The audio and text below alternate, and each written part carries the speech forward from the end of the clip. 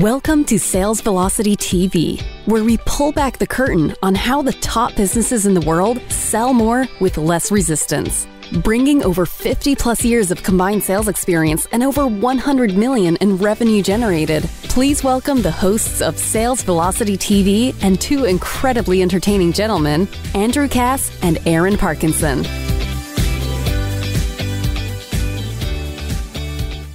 Aaron, you're fired. Why?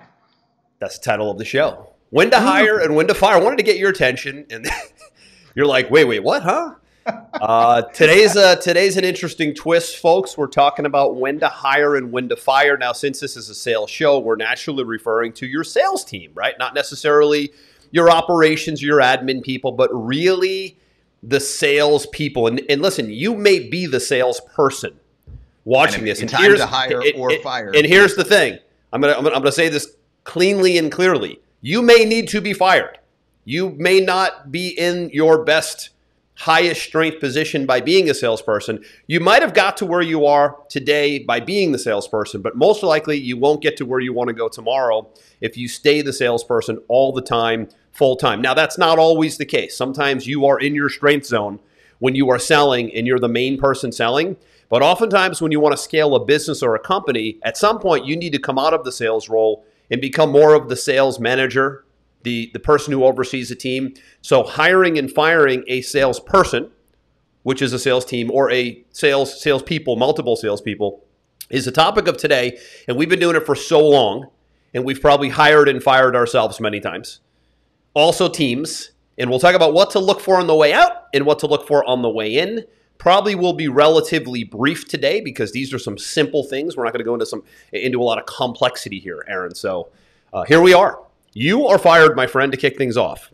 Okay. Well, then I'm going to go the other way and talk about when you should be looking to hire, So I'll take the positive stance to start. I'll do one, you do one, and then let's talk about when you should let somebody go, and I'll do one, and you can do one. So that was good.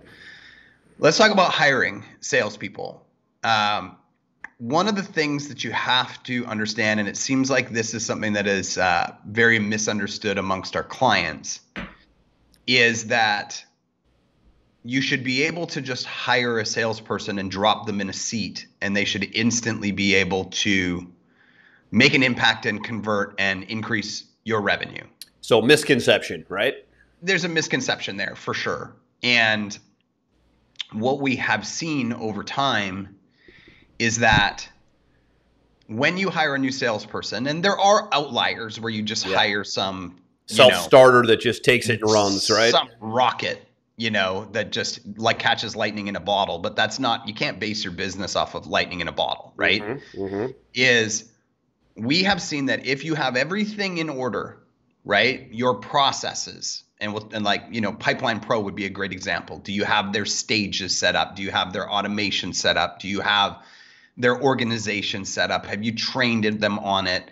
Have you given them the right scripting, and have you given them the stuff to overcome objections? And let's just assume you're completely dialed in, which most people aren't. And if you're not, you should probably go look. Yeah, and don't take it the wrong way. This is why we're talking about this, because it's tough to make the pivot to a person replacing you, especially if you're damn good. Right. And so if you're the person still doing it, if you're doing it off spreadsheets and that kind of nonsense still, you're not only are you currently missing the boat, you're really setting yourself up for failure when you hire a salesperson. And you might be the bottleneck in that case. No question. If you're doing it like that, you 100% are the bottleneck, right? So go into Pipeline Pro, set up your stages of the client journey, set up your follow-up emails, set up your follow-up texts, get calendars integrated, just do the things, the processes that make it duplicatable. Give yourself the tools and the visibility to be able to hire. Correct. And analyze and see what's happening. Absolutely. So I wasn't even going to talk about that, but it's kind of cart and horse, right? Right. So assuming that you have those things in play, which every good business does, then you're still looking at, on average, at about 3 weeks for a new salesperson to get the marbles out of their mouth. And typically I see it takes about 2 months for them to hit what their baseline would be, right? So when you're looking at this whole concept of when should I hire, you should have a pretty good pulse, your finger on the pulse of how your business is growing. And you need to be thinking, I can't wait until I have to, right? If I want to hit the ground running, I got to know that it's going to take 2 months before that person's going to hit their stride. So you got to do a little bit of forecasting and a little bit of planning, or you're setting yourself up for failure. Right on. Agreed. So that would be my first point. Yeah. Now here we're talking about hiring and replacing yourself. I have a client that comes to mind, great guy. He has a marketing agency for lawyers. He's probably listening. And he's been trying to replace himself ever since he's been in my mastermind group, because he's one of those guys that's so good. And we don't say this to be arrogant, by the way. I know that I'm really hard to replace. Aaron, you know that you're really hard to replace. And I enjoy the selling. I enjoy, because I don't look at selling as selling. I look at selling as just having great conversations and helping people with the decision. And when you are at that point where it's a very relaxed, non-pressure and salesy type environment for you, selling can be fun, because really it's just communication and it's just sifting and sorting and dealing with prospects. And if anything, you just create some great relationships along the way. Some will buy, some won't. No big deal, no attachment. When you can get to that place, you're a liberated professional salesperson. And that's the signal, by the way, when you get to that place, that now it might be time to add a sales assistant, a setter, if you're the closer, is a good bridge, if you will, right? Yeah.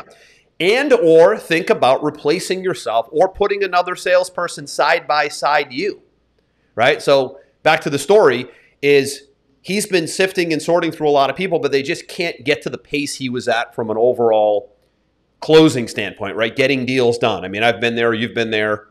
We happen to have a great sales manager in place right now at Pipeline Pro, oversees a large team.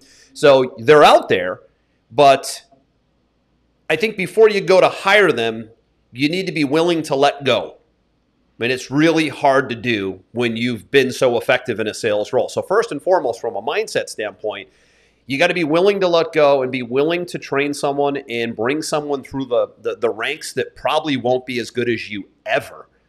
Yeah, like let's just ever, right there. Right? If we're talking about replacing you and you're the face, right? I close 90% of the people that I want to take on. I reject more than I take on inside the agency, right? But the people that I want, it's probably 90%, right? That's because I'm the expert, right? I'm the person that they referred to. There's that credibility, there's that trust, there's experience. There's all these different things that make me close at that level. If you set the expectation with your closer that they have to close at your level, you are an idiot. And you're also setting yourself up for a lot of frustration. It's never going to happen. Right. You have we're trying to, just to stop you for a second here, I don't mean to interrupt. We're trying to get your head in the right space first, because if you go into this taking your business to the next level by bringing in salespeople to replace you or work with you, most likely if you're watching and listening to this show, you're the A player, you're the sales professional, and you'll be tough to replace. And as soon as you sort of let that go, you can go into this thing with a clear mind and not having over expectations that create a lot of frustration. No question. Like, just to give you mathematical examples, when we have clients that are doing the sales themselves, their typical close rate is about 50%. Right? That's what I kind of see as an average across all of our clients. Yep. When they bring in a sales team, I set the expectation that it should be 25 to 30%. And right away they go, whoa. I'm not hiring a guy to take a cut, right? So stop right there, right? You just fell victim to what I was telling you not to fall victim to, right? You're bringing in someone who's of lesser quality. Therefore, there will be lesser conversion percentages. However, 2 steps back to take 3 steps forward is the goal here. Right. And so you have to understand that this isn't about instantly making more money. In fact, it's making less money, because now you have to at least somebody. Initially, at least hopefully initially, right? Well, let me walk through where I'm going with this. Is that, let's say you've got to pay them and your conversion rate goes down. Whoa, that's a big scary hit, right? Now you hire a second person, right? And that person closes at the same level and you got to pay them. You're pretty much back to break even, of where you were before. Right. Right? Once you get to the third person, now things get interesting because you only have so many hours in the day. You only have so much bandwidth as one closer. Right. Right? Now you're starting to get into more sales, which then gives you more time to work on higher leverage activities. Yep, that's right. Which also makes your business more systematic, more valuable, et cetera, et cetera, et cetera. But it's not a 1-for-1 swap. In fact, you're lucky if it's a 2-to-1 swap. 2 salespeople for you. And where you really start to see it get impressive is 3, 4, 5, 6, 7. The scaling of the sales team at that point. Correct. And now you have a sales team versus a salesperson. You are a salesperson. That is a sales team. Right? So sometimes it's just as important with the tactics as it is the mental, right? Is setting the level of expectations. They will not close as high as you, period, end of story, get over it. But let me walk back a point you made, very important, right? I dealt with this recently. Think about the time it gives you back. Correct. To market, to get better, more qualified leads in the door than what you had before. Usually when you're the salesperson, it's labor intensive. Yep. And it takes away from the marketing. Correct. Right? No great sales process is not preceded by good quality, consistent marketing. They go hand in hand. There's not one without the other, right? You can only track down your referrals and do strategy sessions for so long, right? You need deal flow. So I always look at it as if I can bring a salesperson or 2 on to replace me and they're not as effective as me, but it gives me back, 4 hours in a day, 20 hours in a week, right? Let's just use that as a quick example. Could be more. And I can take that same amount of time to either have more free time, because that's important too, spend time with the family, go to the gym, take a vacation, but more so, can I ramp up some marketing and add new channels and add new funnels to bring more bring more leads in to get in the hands of my 1 or 2 new salespeople? That's what I mean by 2 steps back to take 3 steps forward. They might not close like you, but they give you your time back and they give you a chance to put more leads in, potentially to offset maybe their lack of, I don't want to say lack of, but maybe their closing percentages may be a bit lower, but you can make up for that with more lead flow. More, they can have more conversations and more presentations. So you have to look at all of this, right? Not just some of it. Not just, I'm bringing someone in to replace me and everything is linear. No. You bring someone in to replace you, you essentially buy back more time to get more leads to come in, to give yourself more time so that you don't continue to resent the business. And that's what happens, by the way. If you're doing too much, especially if you're selling too much, you start to resent the business, right? You start to kind of get like, it's a grind now. I'm not liking it. Am I in the right industry? Why am I the one making all the sales? How long is this going to go on for? You have to avoid getting to a place where you start resenting your role in your business or you're in trouble. I'm so glad you brought that up, because I have a client right now, super good guy. He's the #1 sex and porn addiction expert in the United States. Is that right? Super wicked guy. We've grown him tremendously since he came on. He's the sales guy, right? So he had a 6-figure business. Now he has a 7-figure business. But they can't get beyond the 7 figures. And what's actually worse about it is his conversion rates are starting to go down. Might be because his performance is starting to trail off. Correct, because he's getting burnt out, which he readily admits. And I said to him, you have to remove yourself because I can't send more traffic. There's only so many slots on the calendar. Mm-hmm. And to make it worse, you're actually starting to convert worse because you're burnt out and you're starting to resent it and hate it. The key word is resent. You have to avoid getting in a situation where you're resenting yourself, your role, and or your business. It is not easy to do, and it often happens unconsciously. So he keeps coming back to me saying, hey, we need to change some of the traffic, some of the offers, some of this, some of that. And I keep saying to him, no. Aaron, he's tap dancing around the reality of what we're talking about. 100%. I'm like, we need to change you, period. Right? And I've given him a bunch of intros to sales organizations and stuff. And I keep on top of him like, bro, this has to change at some point. Yeah. But that leads into another important point, which is I always like to look at metrics, right? I'm a big metrics person, right? How many strategy sessions per day should you or your salesperson have for maximum efficiency? Because that also is a leading indicator of when you should start hiring more, right? Where's your ceiling, right? Correct. And what we have seen across all of our clients over the last 10 years is the absolute max that should be on a Monday to Friday schedule is 8 booked calls. Ideally, eight total for the week is in this formula, you're saying? 8 per day. Per day. Got it. Per day is the maximum, but it actually is a little better at 6, right? Because we typically see about on cold traffic, we typically see about a 60% show rate. So if you look at 8, 60%, that's 4 and change, 5 showing up, right? They're usually, sales conversations are fairly intense, right? Like you have to, and then they can go way longer than expected. That happens a lot, right? And it could be a 1 call close, 2 call close, 3 call close. You got email follow-ups, you got all this stuff. So once you kind of get beyond that number, the follow-up starts to depreciate. The care starts to depreciate. It actually is bad for salespeople because if you put them in too much lead abundance, they don't value the leads coming in because they're like, man, I got 10 more on my calendar. Great point. Yeah. Right. And so you need to cap them at around 6 to 8. And if you're the salesperson, you need to cap yourself at 6 to 8. So all of a sudden, if you're in 6 to 8 consistently, you need to be looking at hiring in the future before you burn out. If you're 8, 10, something ungodly like that, like you're already past that point. Yep. Right. And that's when you know you need to hire, because remember, 3 weeks to get the marbles out of the mouth, 2 months to hit their stride. Right. And you're already beyond where is acceptable from a conversion standpoint. Here's a big tip I want to give, which I always give when somebody comes to me and says, I need to hire a salesperson. And it's always I need.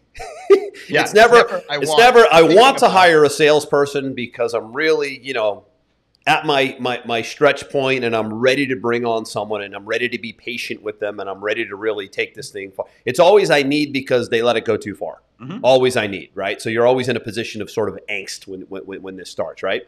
But the best advice I can always give, it almost never fails, by the way, and it is to always hire a setter or a sales assistant first as a bridge to the full-time salesperson. And what I mean by a setter is let's assume you listening and watching, you're the closer. I'm the closer. Aaron's the closer. But if you bring a setter in, a setter can book appointments for you, pre-qualify for you, follow up, make appointments for you. Most important, position you better than you positioning yourself, because third-party validation will always position you in a stronger, more authoritative light than if you're positioning yourself in a more authoritative light. So if they're following up, booking appointments, even maybe doing the first call, setting you up for the second call, there's a number of ways to play the setter-closer model. It really becomes like a Batman and Robin thing. It becomes a team thing that works really, really well if you know how to do it. And what it does is it alleviates you from thinking that you're hiring another closer right away and you have to turn everything over to that closer. And then you and I both know that often doesn't really work well because, again, it comes back to they really can't close like we can, right? It comes back to that. But the setter, it's almost like you're dipping your big toe in the water. The setter is like, I'm bringing someone in, but I know they're not all in, and maybe they have the potential to be all in. But even if they don't, they can stay as a setter because that's a valuable role as well. I look at the setter like the concierge at a really nice restaurant. First person you see, first person you talk to, make or break the first impression. Are they amazing with people, bringing them in, rolling out the red carpet, white glove service, follow up, follow through? All of that is your setter. And they're setting you up, in this example here, they're setting up the restaurant to be a great experience. The setter is setting you up to be a great experience and setting you up to most likely have a lot less resistance when you sell because they've done a certain job of setting you up and putting you in a position to make a sale. That works really well. And sometimes when we advise on that, they like that model so much they stay with it. Yeah.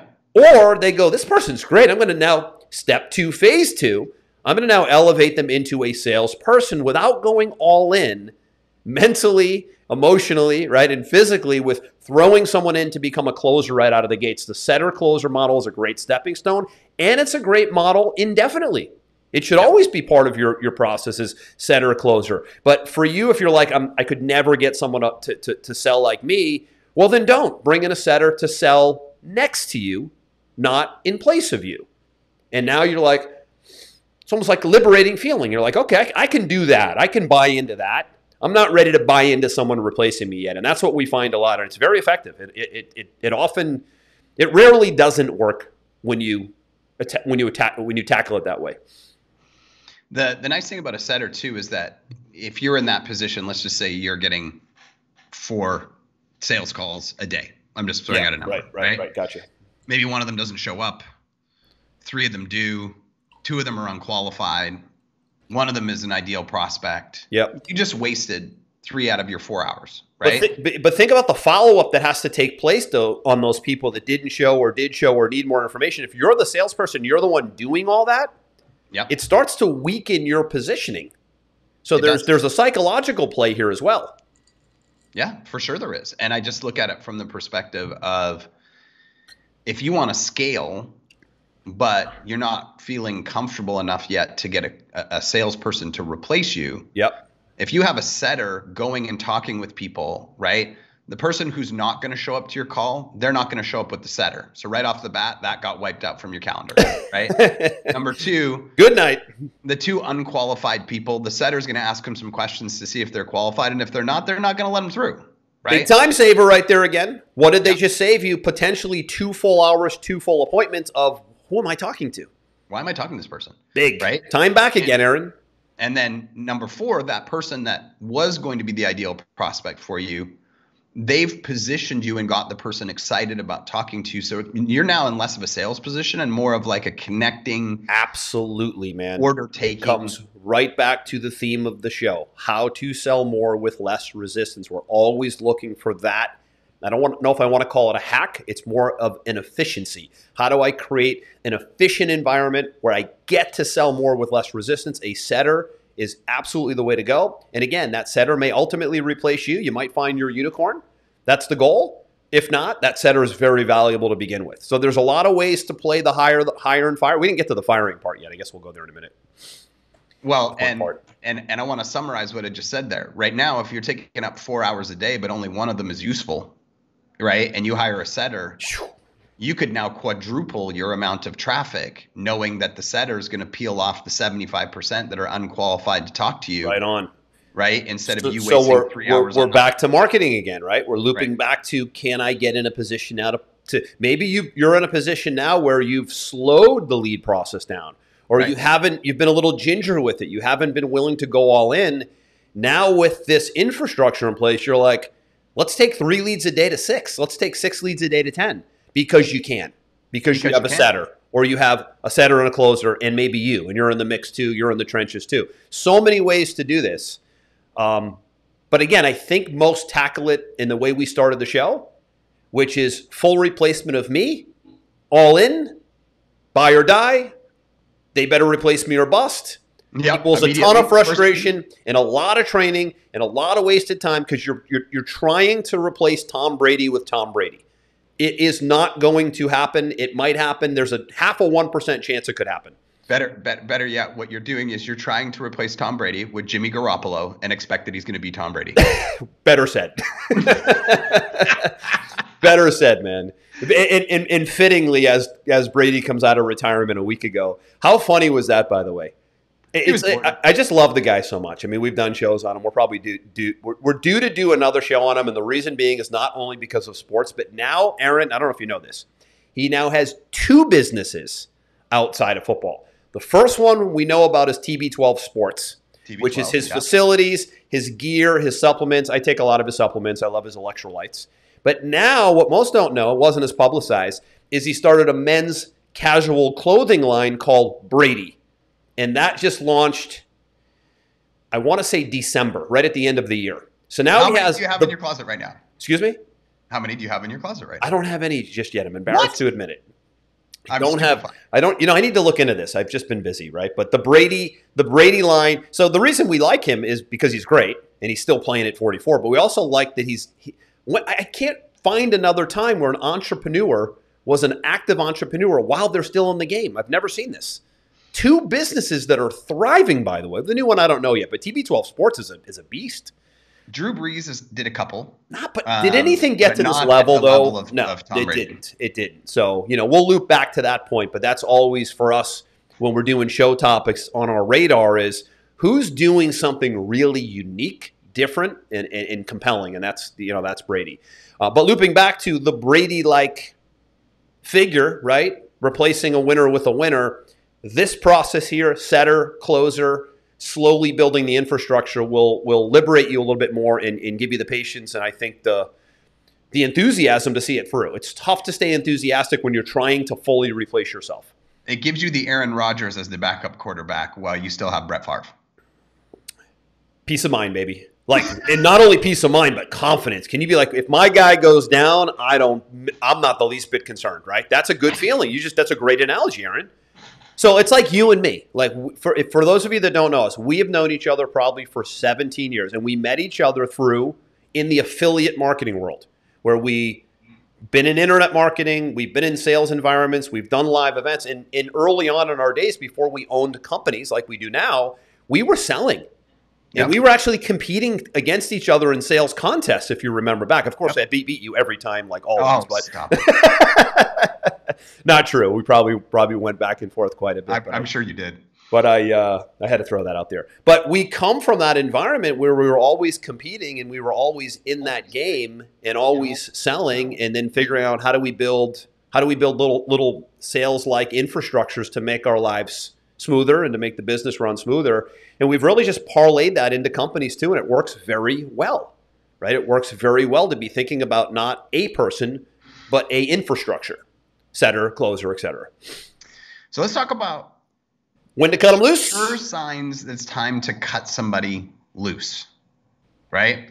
Yeah. And I'm sure that you'll cover at least one or two. I'll cover one coming right out of the gates, right? So first off, now that you've listened to the first part of this conversation, you now know that not closing at your rate is not the reason to fire somebody. And if you have that expectation, you are dumb and it's never going to work, right? So let's say you set a realistic goal, which is probably half of what you can sell. So if you're can closing at 30%, you got a guy or a gal coming in at 15%.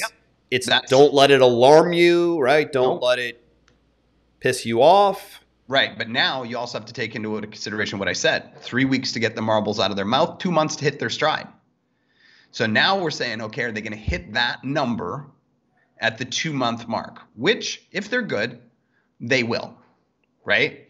If you've put the processes in place for them, if you've trained them, they will, right? Now, what happens when they stop hitting the mark, right?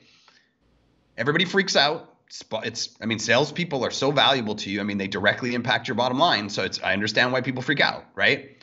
Let's say they don't hit it for the first month, right? That obviously warrants a conversation. How are you doing? Anything going on in your personal life? Any resources you need to help this be better for you? The first month is really about you owning it. What am I not giving you to allow you to succeed at the highest level? Great advice. Right? Think of it's you first, right? Mm-hmm. Now, if they say, I got everything I need, everything's good, blah, blah, blah, blah. Okay.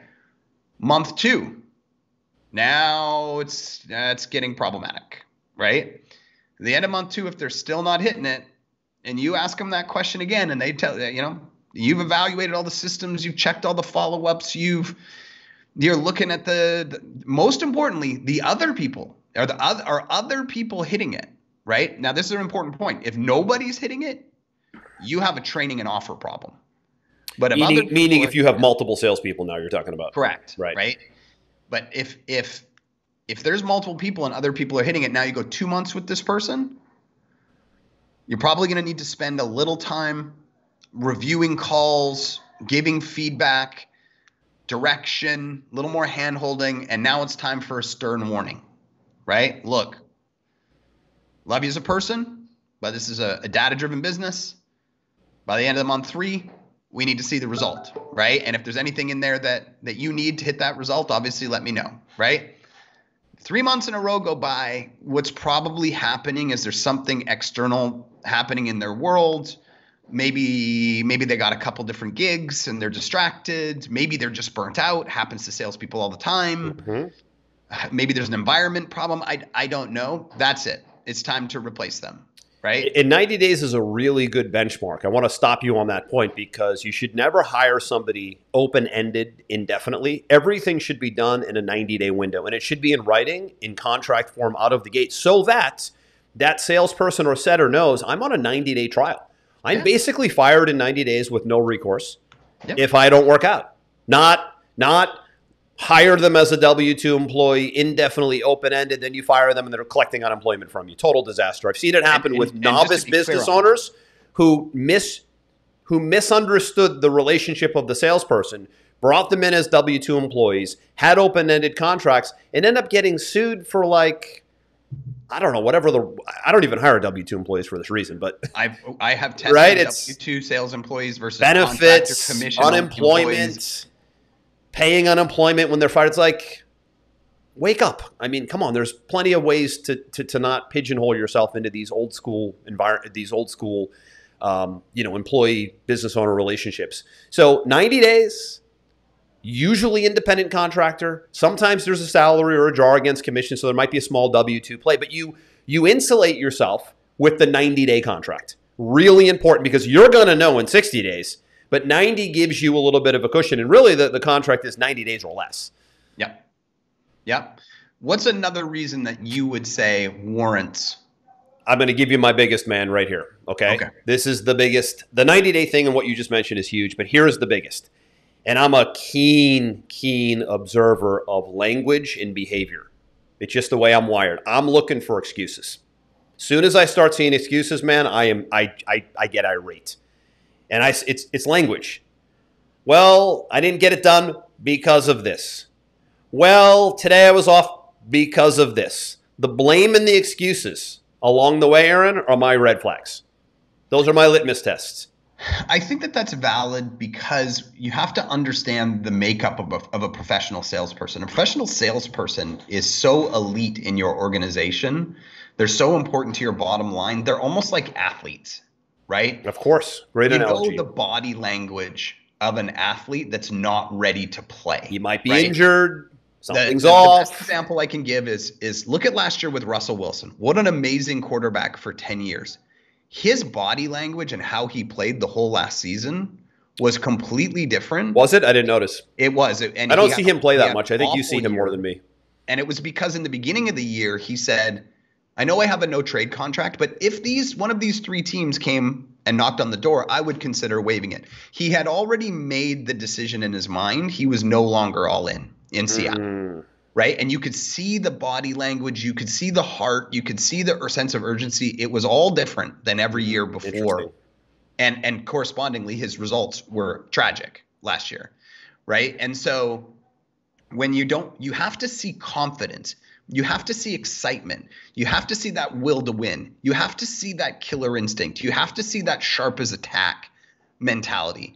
If you don't see that, that person is going to burn out very, very quickly, and something about the environment is not the right fit for them. But again, you're right about that. Enthusiasm, sharp as a tack, professionalism, all that. Fine. I'm going to loop back to what I said again, though. The language along the way is everything. Justification, blaming, excuses. Those are the big three. If something isn't working right, because there's always going to be days where things are off, and if you, the business owner, come to a salesperson and say, hey, notice that you're not having as many quality conversations, or you're not closing as many deals, and they go, you know what? You're right. I'm going to own that. I've been kind of held up in a couple areas. Communication, well, the reason being is, well, the leads are weak. Well, because I didn't sleep enough. This is like you said, language of leaders and language of winners is they take ownership of everything. They rarely will have excuses. I mean, we all make excuses once in a while. But if you're an A player, you'll notice in their language that they will rarely make the excuses. They will rarely justify why things aren't working. And they will rarely blame other people or other things or the leads. They will just put their head down, own it, and go, yeah, I need to work on that. My bad. I don't know why I'm off, but I'm looking into it. I'm trying to get better. Like, they're going to continue to find solutions, not excuses. And I see it all the time. And very few will look at what I'm talking about right now. They don't look at the language. They look at the performance. I'm looking at the language and the performance because the language often precedes the performance. Because if I keep making excuses, then all of a sudden I start letting myself off the hook. Guess what happens to my performance? Good night. And there is a difference between excuses and requests. It's a different tonality. True. Right? If you have somebody coming to you saying, hey, boss, like I had some great swings at the bat. I'm really feeling like I'm coming along. You know what I think would make this even better? If I had like a PDF outline of being somebody able to walk me through. Give me a tool. I need a tool. If I had a couple of testimonials that I could send to people, or if I had a this or that, that's not complaining. That's constructive criticism of your process and requests. And that's actually the person you want. Right on. Somebody coming to the table with ideas on how to improve the process. But there's a big difference between that and making excuses. There is. So another language play might be, hey, you know what? I'm off. I don't know why I'm off. I'm in a slump, but here's what I think might help. Can I get some testimonials to work with? So I'm taking ownership, and I'm looking for another tool to make me better. Same thing in sports. We can use the Brady example, right? I don't know why I'm throwing interceptions, but I'm going to probably go watch 14 hours of film instead of 10 this week because it's pissing me off too.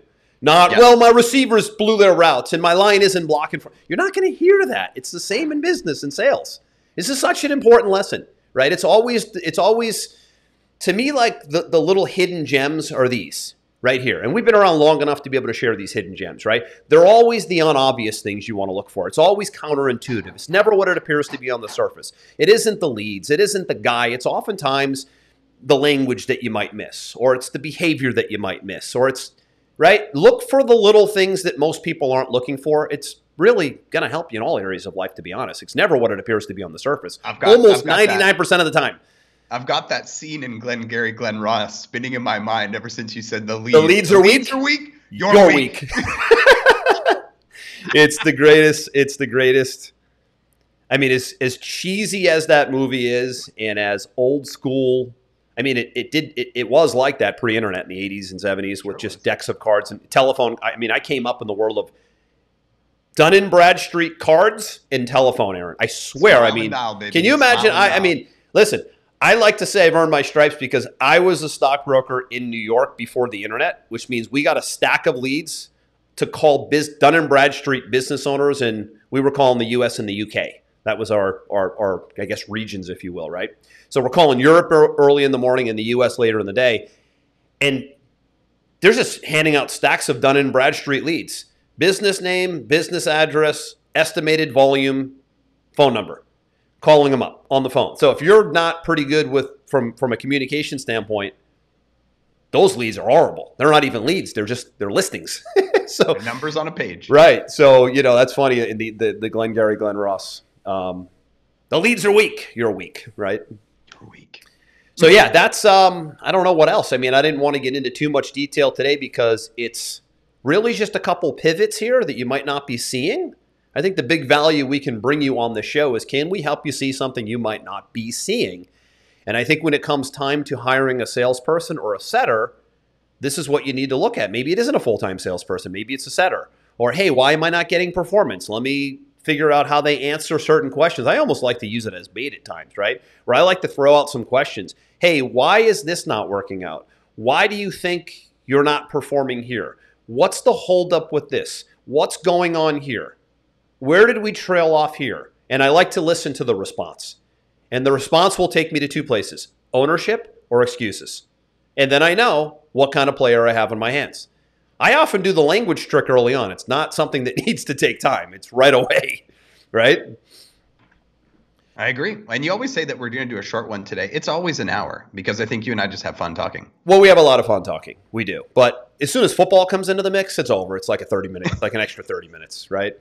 Extra 30 minutes. But I'm going to leave it there, though. This was a good one today.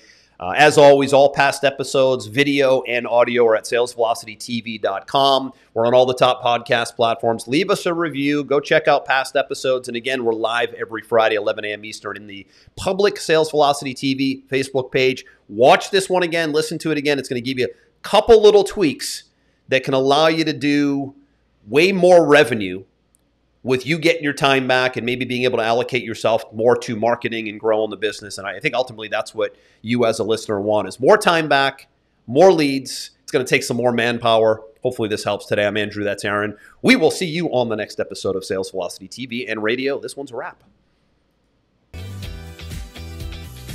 We hope you enjoyed this episode. Sales Velocity TV is powered by Pipeline Pro, the ultimate all-in-one sales pipeline management and marketing automation platform that makes all others obsolete. And we can prove it. Take a tour at gopipelinePro.com. See you on the next episode.